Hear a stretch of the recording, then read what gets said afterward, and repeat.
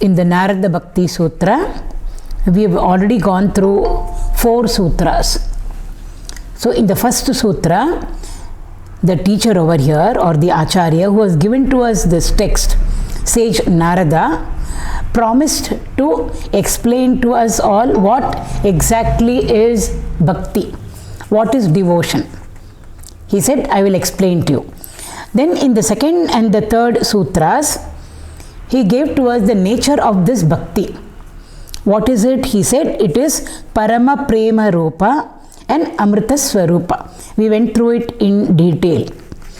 So this bhakti, which sage Narada is talking about, he says it is of the nature of supreme love. Prema means love.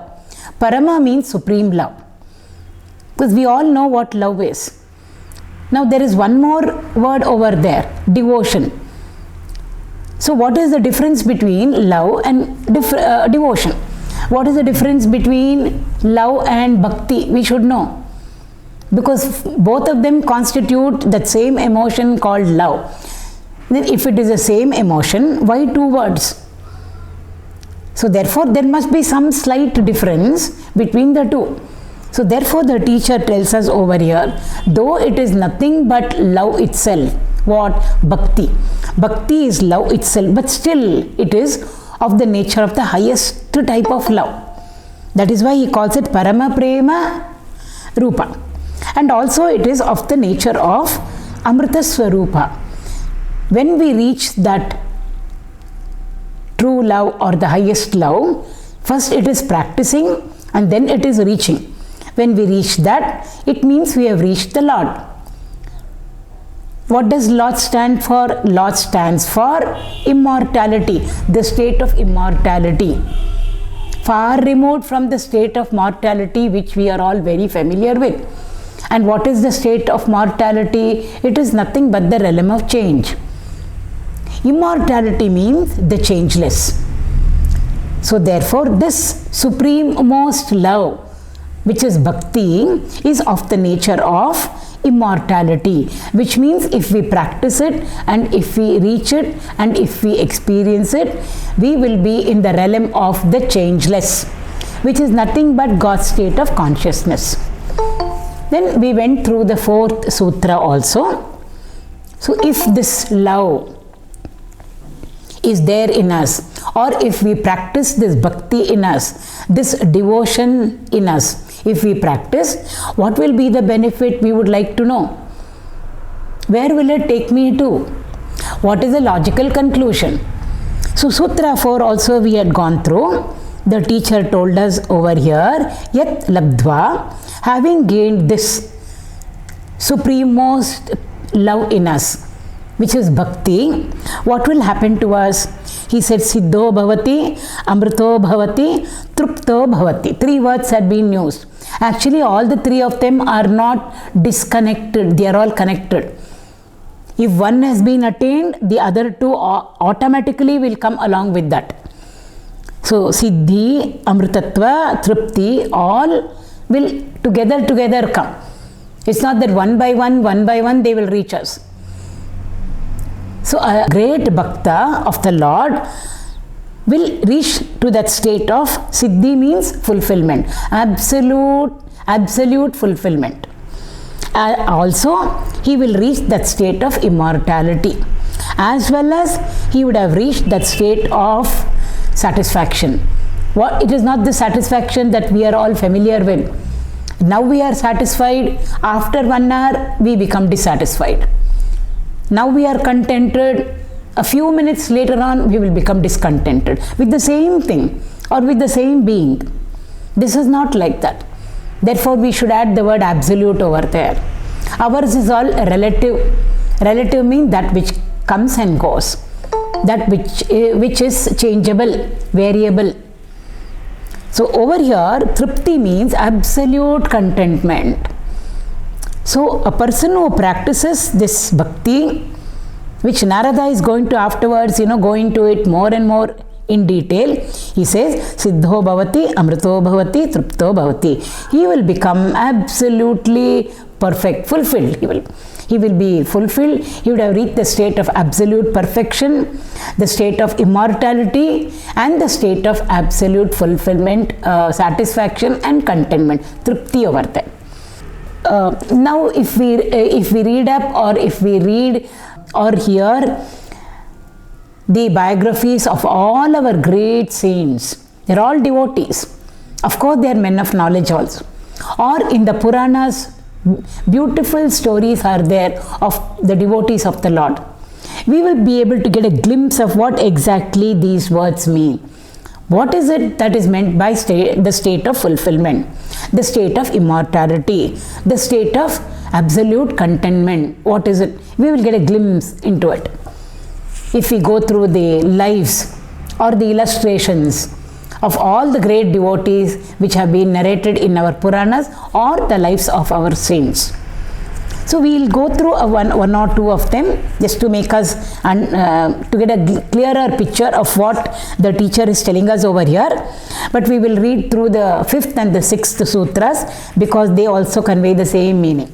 So Sutra 5, the teacher is telling us over here. 4th one, he said, having gained that bhakti, this is what is going to happen. This is the benefit. The devotee would have reached the state of fulfillment, of contentment, the state of immortality. Then next what? He says, yat prapya na kinchit. Actually we can say yat prapya kinchit na vanchati, na shochati, na dveshti, na ramate, na utsahi bhavati. Okay, he has reached that highest state of fulfillment, the highest state of immortality. But the devotee comes back to live amongst us. The devotee means a man of perfection, a realized master, a Jivan Mukta. Because knowledge and bhakti are not two, they are one actually. In the beginning, yes, the paths are slightly different. In the beginning, initial stages, they look to be completely different from each other. The Jnana Marga and the Bhakti Marga, the path of knowledge and the path of bhakti, they look to be different from each other. They appear to be different from each other. But as we move ahead slowly, whether we walk the path of Jnana or whether we walk the path of bhakti, afterwards we will find that both the paths very beautifully merge with each other. So we can never say a jnani is not a bhakta and a bhakta is not a jnani. Not possible at all. A jnani is a bhakta and a bhakta is a jnani. The best example for us is Adi Shankara. He is the one who has given to us and propagated the Advaita philosophy, wherein it is one without a second. There is no question of two at all. Devotee separate from the Lord, practicing devotion, reaching Him, talking to Him. So Advaita it is, one without a second. So in the fulfillment stage, there are no two. The devotee completely merges with his Ishtadevata and both become one. That is what Adi Shankara is propagating, Advaita philosophy. So he is a Mahagnani. But he is the greatest of bhaktas for us. If we see the number of stotras that Adi Shankara has given to us, all Saguna Upasana only. Whether it is all the Ashtakams, the Bhujangams that he has given, the Ganesha Pancharatna that he has given, name it, all deities he has invoked over there. Invoking the deity with bhakti, with love, with prema, with parama prema. So isn't Adi Shankara a bhakta also? Without being a bhakta, how could he write and give to us those beautiful stotras? So a jnani is a bhakta and a bhakta is a jnani. So once realization happens, once he has reached that state of immortality, the Jivan Mukti state, the person, the realized one, doesn't drop off his physical body. He comes back to live amongst us. For what? For our own welfare. That is why we see all the masters coming back and then trying to pull at least a few of us from the ocean of samsara, trying to help us to walk the path of righteousness if we are walking the path of unrighteousness, putting us on the right track. trying to tell us what exactly should be our goal, where exactly we stand, and what is the path that we should be taking. So all our masters come back to live amongst us. When they come back into our familiar world, will they be behaving just like us? Will they be reacting just like us? Because we are the ones who are living in this tempting world of beautiful sense objects. We have the Jnanendriyas, eyes, ears, nose, tongue, skin. And for all of them, there is a beautiful world of sense objects. For our eyes, we have the world of forms and colors. We get tempted over there. All that we have to do is just take a stroll in the mall, the shopping complex. Before we entered, we were Shanti, Shanti, Shanti. Our mind was relatively peaceful. But having gone through the shopping complex over there, even window shopping is enough. We know how our mind will get so agitated, so disturbed. Why? That I want, this I don't have. Desires will start. There is no end to it at all. So the eyes venture into the world of forms and colors. Our ears will venture into the world of sounds. Our nose will venture into this world of smells. Our tongue, of course, the world of taste. And the skin, the world of sensation. And we know what happens to us. We start liking things. Desire comes up in us. So initially it is okay, I like it, but afterwards I want to possess it. So therefore the longing for it, the craving for it, I want will start. So therefore what do? We enter into the field of activity to gain that. What has been indicated over here. Vanchati means wanting, longing. I want this. Vanchati means desires over. So desires start manifesting in us. Immediately we can't keep quiet. We will enter into the field of activity to procure whatever we want. Either it will come to us, and if we gain whatever we wanted, for all the effort that we have put in, Utsaha will come to us. We will be very enthusiastic. We will be very overjoyed. Happy we will be. We will hit the ceiling. On the 4th cloud, 9th cloud, 10th cloud we will be. Somebody has to come bring us down over there. Supposing we don't get whatever we wanted, what will happen? Shochati. Grief will come to us. Sorrow will come to us. Pain we will feel over there. I didn't get what I wanted. And therefore, of course, we will start feeling sad. Moody we will become. We will keep on thinking about it. I wanted it. I longed for it. I craved for it, but it did not come to me. I put in so much of effort, yet it did not come to me. And then supposing whatever we wanted, if somebody else gets it. It's always like that. One beautiful object, 100 people will desire for it. All the 100 of us cannot get it. Only one can get it. A simple example. So if that one person gets it, she will be overjoyed and happy. But what about the 99 of them? They will all be sad, depressed, shochati. And also what will happen? We will immediately start becoming jealous. So the next emotion will be hatred. Dveshti over here. Dvesha. I don't like her. It's as simple as, why are you hating her? Till yesterday you were liking her. She was your friend. Now today what happened? What I wanted, I didn't get, but she got it. So that complex will come in, and immediately all our emotion towards our dearest friend will change. She will become an enemy of ours. Why? The jealousy factor is there. On the other hand, whoever got it, ramate, reveling in it, rejoicing in it, celebrating it. Why? I got it. Utsaha. Once I have got it, why not once more? Try more and more. Why? A little bit I got. Now why only little? I am not going to be satisfied with it. I want more and more of that. So it will create enthusiasm in the person. Utsaha. I put in this much of effort and I got this. Sure, I can try, put in more effort and get a larger share of it. And in this, whatever I got, of course, I am reveling in it. I am overjoyed. So all these emotions happen to us. What about a bhakta of the Lord, a devotee of the Lord? The teacher says over here, yet prapya, having gained that true devotion to the Lord, the supremost devotion to the Lord, what happens to such a person? Kinchit means even a little, not even a suspicion of. Kinchit means this much. In Kannada we say ravayashtu, sasavayashtu, because they are tiniest ingredients that we use in the kitchen. A small speck of that rava with which we make upma, or the mustard seed, it's very small it is compared to all the other things that we use for seasoning, etc. So normally when we want to indicate something very small, we say ravayashtu, sasavayashtu, of the size of a mustard seed, of the size of a rava particle. Means very, very tiny, little bit. We don't even know if it's there or it's not there. So over here, na kinchit, even a little bit, na vanchati.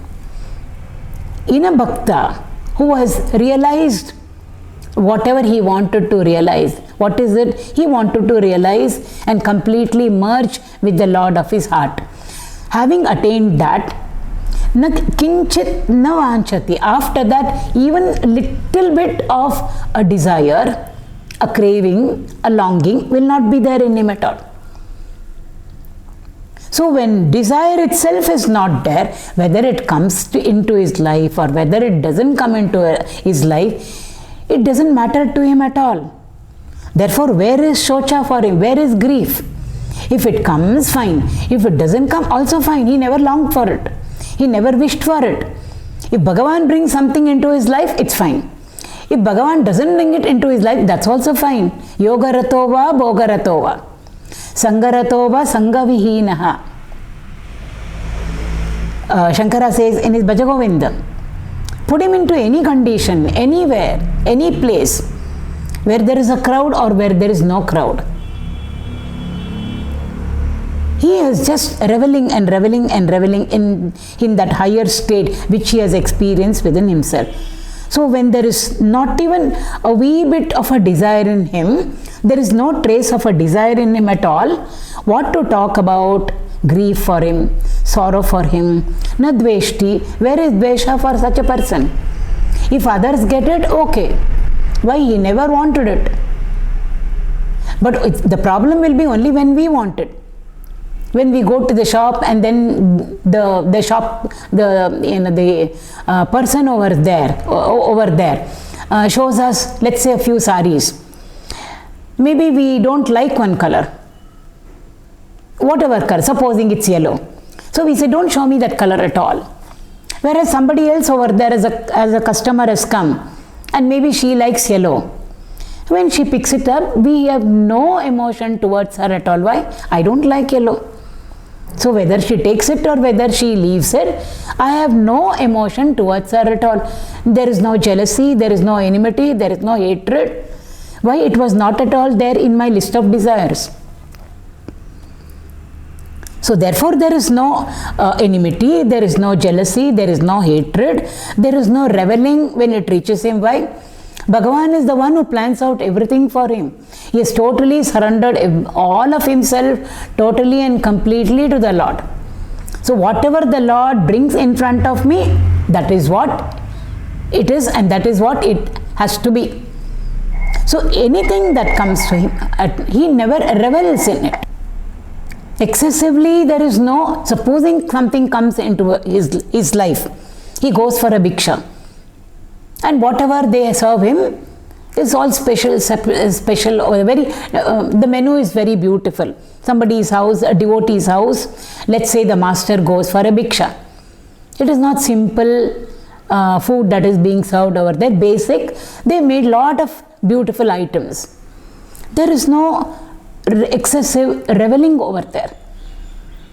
There is no excitement over there. Oh, such beautiful dishes laid out.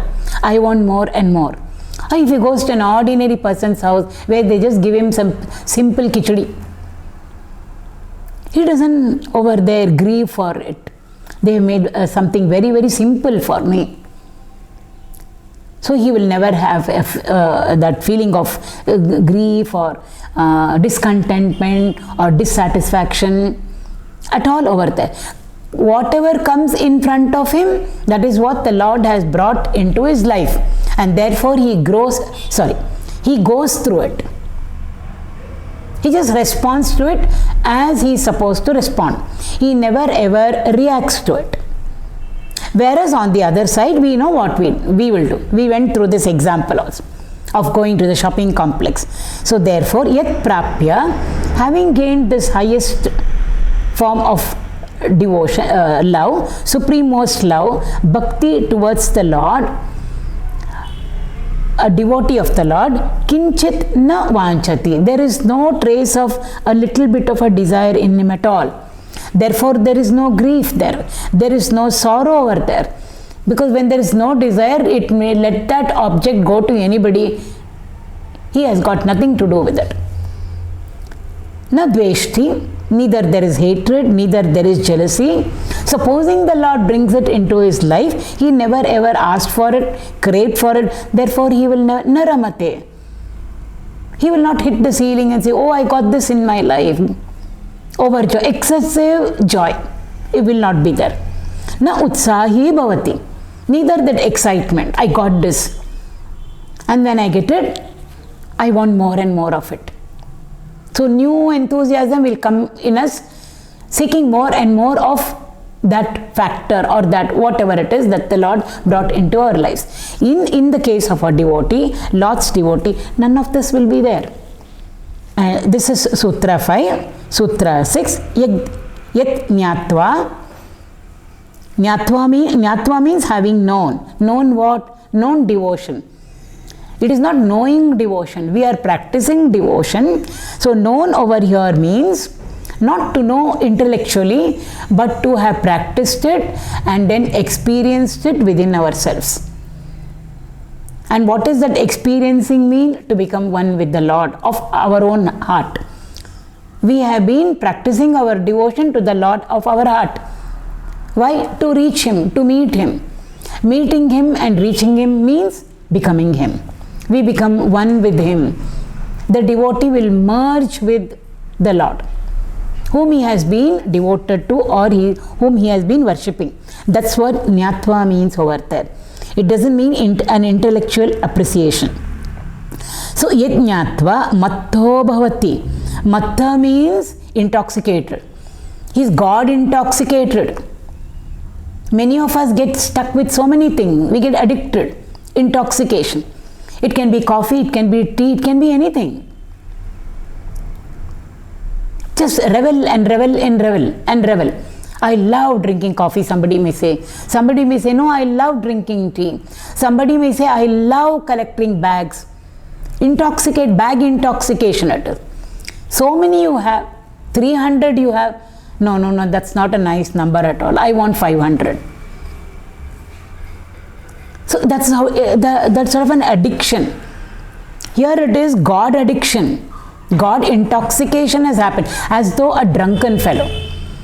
A person who is drunk will not know what he is doing. He just does things because he is in his own world. He is not bothered about what anybody is thinking of him. Nothing. To him, the whole world doesn't exist around him and about him. He is just doing whatever he is feeling like doing at that moment. Why he is drunk? He is not in his senses. So he doesn't even know people are watching him, people are abusing him. It doesn't matter to him at all. Here is a person who is God drunk, mad with God love. And in that love, drunken with God love, he is just practicing his devotion. He is not worried about who is saying anything, what are people going to say about me. He is just not bothered about them at all. He is not bothered about the world around him and about him. For him, it's only he and his Lord. That's it. He is living in his own world. So, matto bhavati, stabdo bhavati. Stabdam means like a statue. Statue means nothing happens to it. Lighthouse like. Waves come and lash at its feet. The lighthouse, bottom of the lighthouse. Nothing happens to it. Waves come, lash and then go away. Again they come and again they go away. Small waves come, big waves come. Nothing Nothing happens to it. It just stays over there solid. It never, not only react, it doesn't respond at all. It's a statue like, it's frozen over there. Inert, insentient it is. He also becomes like that, in quotes. Master will not become hard-hearted like a stone like and all that. Means he never ever reacts like how we all react. Slightest thing we start reacting. Winter we were feeling very cold. Now suddenly summer is coming. We immediately start reacting to it. Summer will be hot. Winter will be cold. If the temperature goes down, then we can't call it a summer. Here, but summer will come. So it will be hot, it will be cold, it will rain. So it just goes on. For everything we keep on, we don't even respond, we keep on reacting to it. We're just jumping up and down like waves we are all. Or it's like on a seesaw we are. We go up, we come down, we go up, we come down. Never ever are we balanced. A seesaw which is in equilibrium, balanced, it won't move. Why? Weight on both sides is the same. So stabda means, actually it means frozen. Frozen means like a statue. Means he is absolutely peaceful and content within himself. Nothing can cause a ripple in his mind. Let me see if I can make the master angry. No. Let me see if I can tempt him with this. No. He is so peaceful and silent within himself. We can't even understand at what level they are operating. They are operating at frequency. We all operate at a particular frequency. When we want to see a particular channel on the TV, we have to go to that frequency, that channel. Only then, when we press that channel will appear to us. We are all operating in noise mode, MODE. Noise doesn't mean that we are opening our mouths and making galata over there. Noise means the mind is full of clutter, full of thoughts, varying thoughts, diverse thoughts. Never ever is our mind at rest. Anxiety is there, this is there. Just emotions keep coming and going. Thoughts keep coming and going. Where are we peaceful? Where are we silent? We are not. Therefore, we are always operating in noise mode. What is the master operating in? He is operating silent mode. He is not silent. He is taking classes over there. He is engaged in, let us say, building schools for the children, a hospital for the sick people.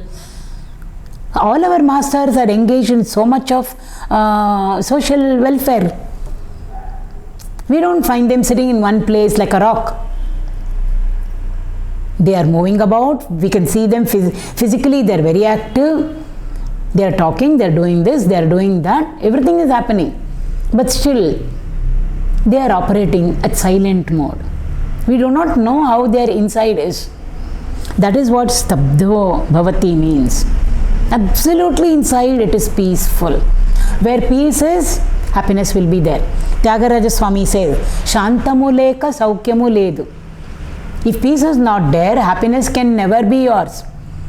We can say, I am very happy, I am very happy. But the restlessness on our face, or the way we are saying, I am happy itself will tell people that we are not really happy. Why? Peace is not there inside. So we can go around saying, I am happy, I am satisfied, I am contented. Unless and until peace is there inside us, that we would never have tasted what real happiness is or what bliss is. Therefore he says, Shantamu leka saukyamu ledu. If you don't have peace within yourself, where is the question of happiness for you? Not possible at all. So therefore, stabdho bhavati, they're so peaceful inside, so peaceful inside. We can't create a ripple, let's say, in their mental lake. They have transcended their mind also. But still, from our standpoint, nothing, we can't shake them. We can't make them angry, we can't make them do what we want them to do, or we can't make them talk what we want them to talk. We can't tempt them, nothing. They're so peaceful, and they're so silent. It's not silent at the mouth level, no words coming out of them.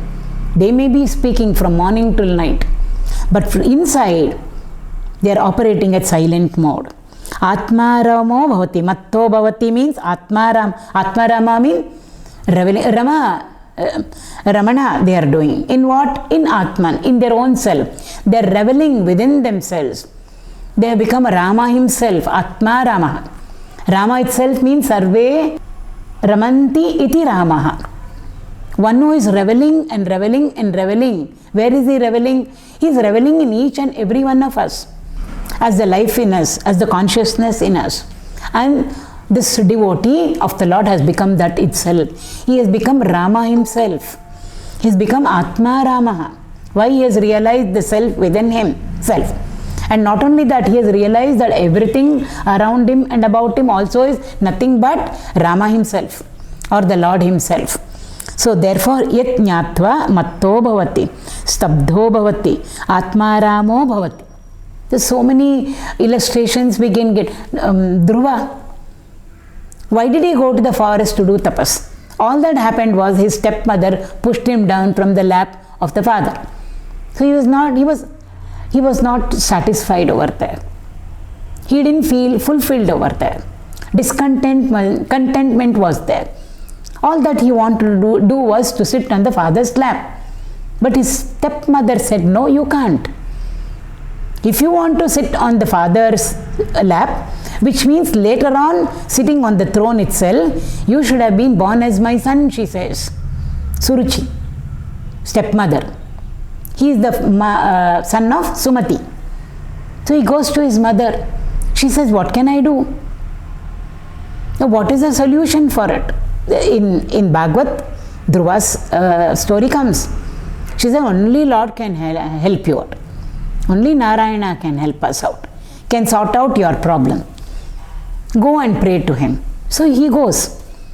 In between, Narada comes. He says, what are you doing? Where are you going? I am going to go and pray to the Lord. And the little child's demand is nothing but he wants to sit on the father's lap. So that privilege he wants. For that he has gone to do tapas over there. Privilege of sitting on the father's lap. A child will only ask for that. Nothing more than that. Little children will ask only for toy cars.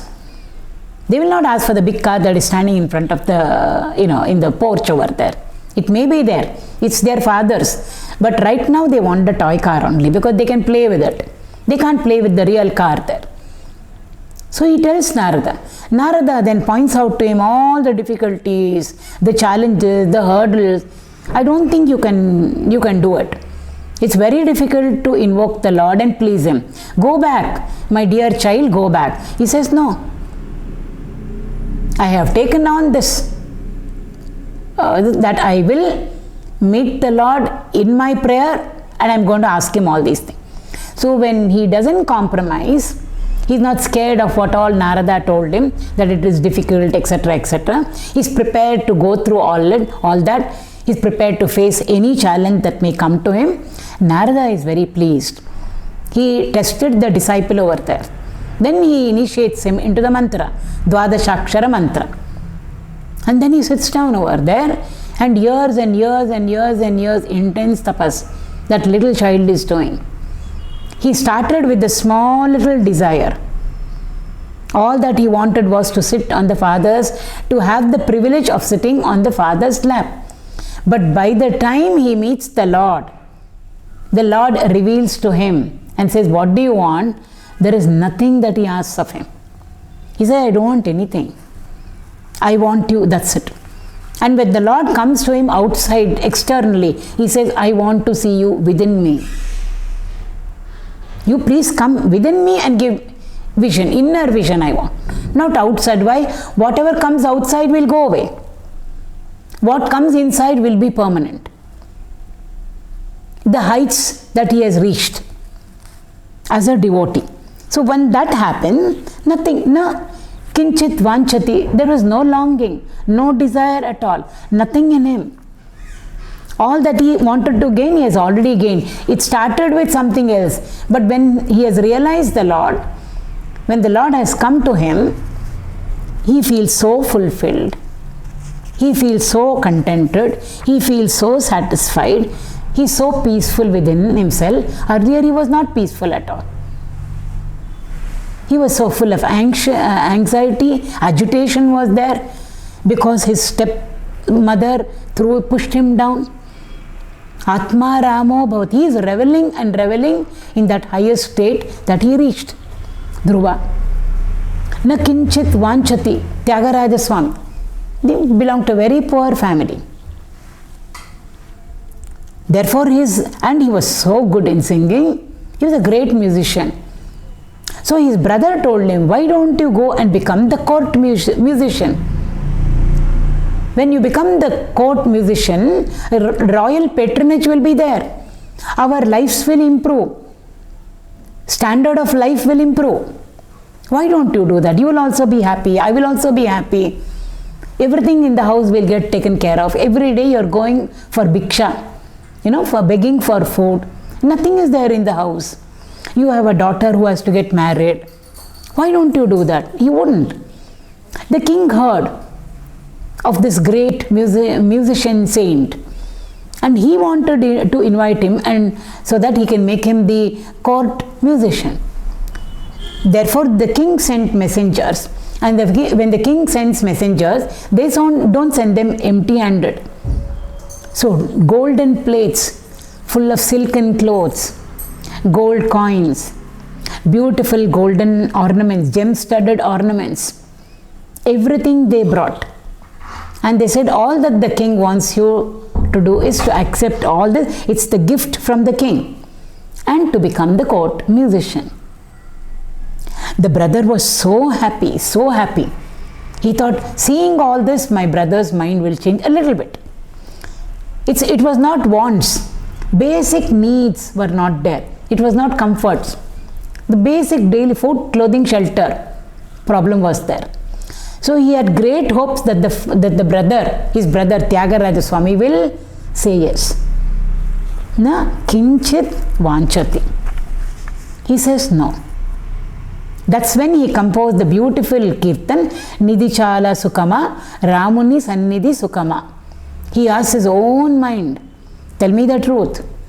Because our mind can be very hypocritical. It will tell something, but inside it's thinking something. Just like we all do. We think something and we say something. That's called hypocrisy. So he tells his mind, tell me the truth, O mind. Material wealth gives you more happiness? Nidhi Chala Sukama. Does material wealth give you happiness, or Ramuni Sannidhi Sukama, or Rama's presence? Sannidhi means presence. Or does Rama's presence give you more happiness? That Sannidhi again can mean, Nidhi means wealth, some means divine wealth. So we can say the divine wealth called Rama. So material wealth on one side, the divine wealth called Rama on one side, which gives you more happiness. It's a very beautiful song that Tyagaraja Swami has written. It's very well, it's quite popular. Nidhi Chala Sukama, Ramuni Sannidhi Sukama. And then he says, please take it back. All of that riches, one gold coin would have been enough for anybody to get him. One gold coin. One sovereign. He just says, please, sorry, take it back. For me, Rama is everything. He is my kingdom. I don't want anything. Na vanchati. And all that is going, brother was feeling very, very sad. He was sorrowful. He was, in grief. Na Shochati Tyagaraja Swami. Shochati, his brother. Nothing. He was as peaceful as before. Who? Tyagaraja Swami. Before the wealth came, how he was. When the wealth came, same way. When the wealth went back also, the same. That is called stabda. To ever remain eternally peaceful and silent within. Na dveshti. On the other side, the brother immediately changed his emotion towards his own brother. He became very angry with him. He started hating him, and he said, all this is because of Rama. That Rama Vigraha that is there in the puja room. Therefore, what should I do? I should pick up this Rama and put him somewhere. So at night slowly he came. That is called dvesha over there. If he really loved his brother, he wouldn't have done it. But for him the wealth was more important. So he did not even think of what the brother would feel afterwards. For Tyagaraja Swami, it was his life. He was not worshipping a vigraha over there. It was to him Rama in front of him. Because every day he would wake up Rama. The Utsava Sampradaya Kirtans are there. For everything, morning, wake up Rama. Why? Really Rama is there for him. It's not a vigraha. So he's written waking up songs, Suprabhata songs are there. Bathing the Lord, doing upachara to him, service to him, feeding him, doing arati to him. And Lord, when you go this way and that way and cross the threshold, be careful. Because the height of the door is not too much. So you must bend down and come. Because Rama is supposed to be very tall. So please carefully enter. Whether it is the main door or the puja room door. See how he feels. And also at night, putting him to sleep. All songs are there. After having food, betel nut, pan. For the one song for that also. For everything there is a song. He treats him just as a living entity in front of him. That was Rama to him. For the brother it was not like that at all. So he started hating him. He said Rama is the cause for all this. And my brother is like that because of him. Why? He is Matto Bhavati. One saint we can cover all this. Like that we can bring in the lives of so many saints. He's become mad. God intoxication. Addicted to Rama, he has got addicted to it. He's just reveling and reveling and reveling. Ramate, just reveling. I should teach him a lesson. So carefully at night he picked up the Rama's idol and tossed it into the Kaveri. Morning when Tyagaraja Swami went into the puja room, he didn't see Rama there. For him it was not a Rama's idol. Rama gone. Day and night, without sleep, without food, he searched for Rama. And then he went on tour. He went literally searching. So when he visited all different kshetras, pilgrim centers, he's written beautiful kirtans. He has composed kirtans and all the deities of those particular pilgrim centers. One day the Lord comes in his vision and says, I have been tossed into the Kaveri river. I am on the river bed. Then the idol of Rama was retrieved. Oh, how happy he was. He was not utsahi for anything else. Not utsahi. But when he got back his dear Rama, all utsaha was there. He was so enthusiastic. He was reveling. And then he brings him back so beautifully. Come, please come, please come. You're coming back after so many days. The way he literally there's a reception, grand reception for Rama back. All these words that have been used by Narada over here in the Bhakti Sutra, they all so beautifully fit in. We have just taken an example of one saint over there. Similarly, so many of them. Bhadrachala Ram, we can go on and on and on and on. They are ones who don't want anything. Do you want liberation? I don't want liberation also. Mukti moksha I'll give to you. I don't want. Kulishekar Alvar said that. I don't want mukti. I don't want this moksha and all those things. Then what do you want? I just want to remain your devotee. Does it mean you want to come back again into the samsara, birth again? I don't mind. But the condition is I just want to be your devotee, that's all. You can bring me back onto the surface of the earth any number of times, oh Lord. But only make sure that I am your devotee, that's all you want. Kulishekar Alvar in Mukunda Mala he says, I don't mind coming back again and again and again. Mukti, moksha and all, I am not interested. But I just want to become your devotee, that's all I want to be. So beautiful. And finally also what does he say? Why don't you make me a threshold over there? Make me a stone where in the sanctum I will just stay over there watching, looking up at your smiling face, your prasanna mukha. I will just keep on looking. For that I can't be there as a human being. Just make me a stone over there. Why? Stabdo bhavati. Stone we can't move. Just make me a threshold over there. Or all our ancient temples are granite built. Make me a granite threshold near your sanctum. And from there I will just gaze at your beautiful face. The threshold in Tirupati temple, Tirumala temple, up the hills, Lord Venkateshwara's temple. Inside when we go, we have to cross all the doors and go. Finally, the sanctum sanctorum is there. Only the Purohit enters in that place. We are allowed only up to a certain place. Beyond that, only the Purohit will go into the sanctum. The threshold over there is called as Kulashekara Padi. Padi means step. It is called by his name, Kulashekara Padi, in recognition of the great devotion of this saint, of this Alvar, Kulashekara Alvar. Bhadrachala Ramadas we can take. All that he wanted was Rama's temple should be constructed because it was all old and dilapidated. So he used the revenue and people were supporting him. They said, don't worry, we will again give it back to you. You use it now. So when he used all the revenue over there, which he had collected, because he was working under the government over there. The king over there, who was it? It was a Muslim king over there. Sultan was there. He used it all up to build a very beautiful temple for Rama. People went and told the Sultan, all the money, public money has been used by this Ramadas for the construction of a temple. So he immediately caught hold of him, put him into the jail and said, unless and until you return back all that has been spent, you will not be released. And in the jail, he was tortured. They didn't give him food, they beat him up.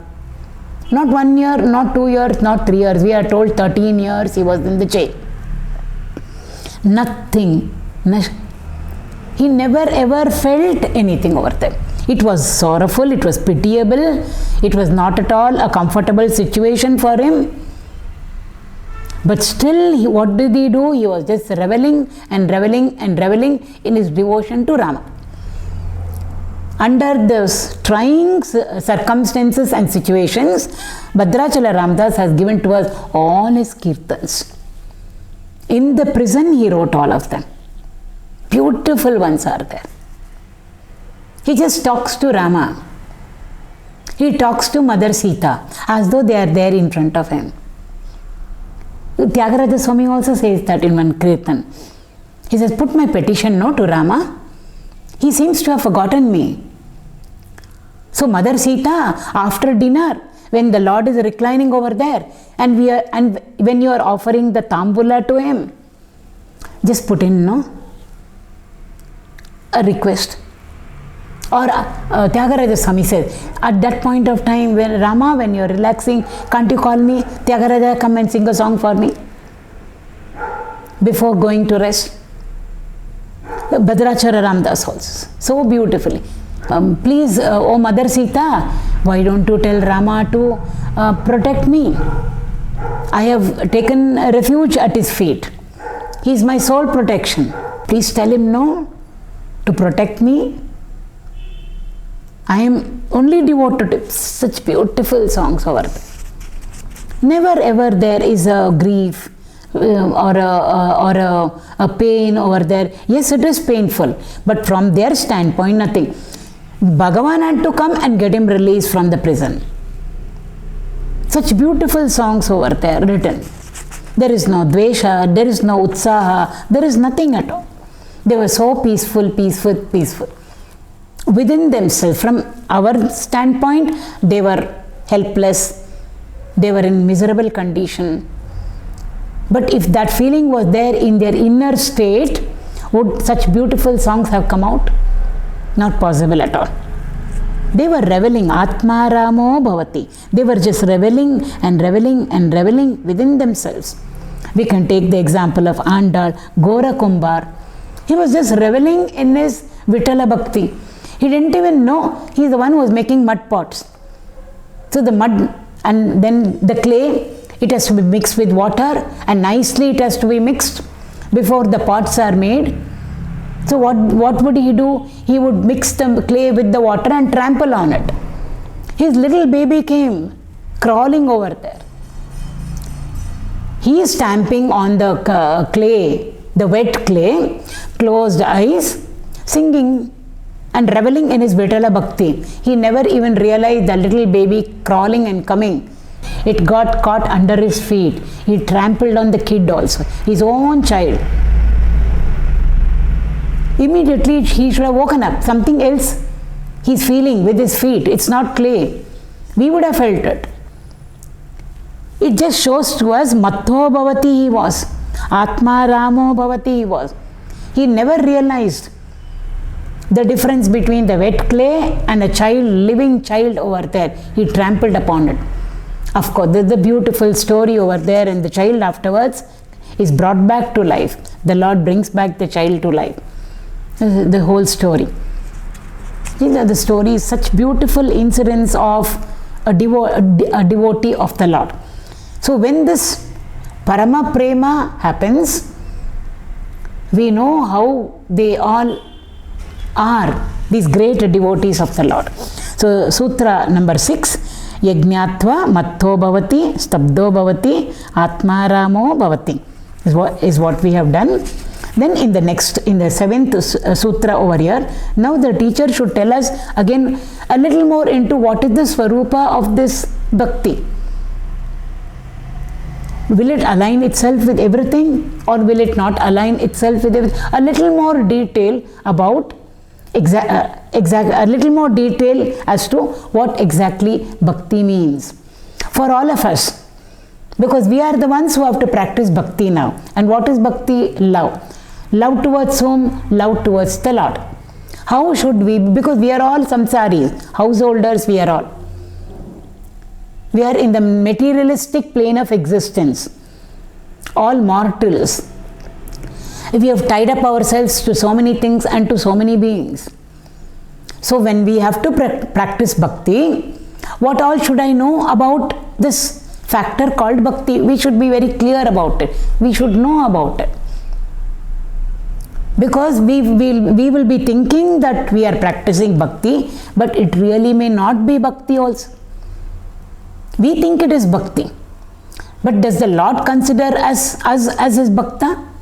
From his standpoint, are we practicing Bhakti? We should know. From our standpoint, yes, all of us are Bhaktas. We are all devotees of the Lord. But from the Lord's standpoint, or from our Acharya's standpoint, what is the characteristic of a Bhakta? One who is walking the path of Bhakti. We should. So in Sutra 7, over here, the teacher says, Sa na kamaya mana nirodha rupatvat. Sa means, again, that. What is that? What is the contents of this Narada Bhakti Sutra? It is devotion. So Sa means devotion. Nirodha means dispassion, renunciation, tyaga, sacrificing, giving up. Nirodha rupatvat. Rupatvat means of the nature of. So that devotion, Sa, that devotion is of the form of Nirodha rupatvat, of the form of dispassion, of the form of renunciation, of the form of vairagya. Towards what all things? Kamaya mana. Kama means desire. So kamaya mana means in this devotion, which is of the nature of renunciation, which is of the nature of vairagya, there is no element of desire at all in it. The teacher is explaining to us what constitutes bhakti over here. He told us earlier, if this bhakti is there in a person, what will be his attitude, what will be his nature when he comes back to live amongst us for our own welfare. Now, what is the nature and characteristic of bhakti has to be told to us. So, therefore, Sa, that devotion is of the nature of Nirodha Rupatvat. It is of the nature of renunciation, vairagya, dispassion towards what? Kamaya mana. towards desires. So in this devotion, which is of the nature of dispassion, earlier it was said it is of the nature of supreme love, this bhakti. It is of the nature of Amrita Swarupa.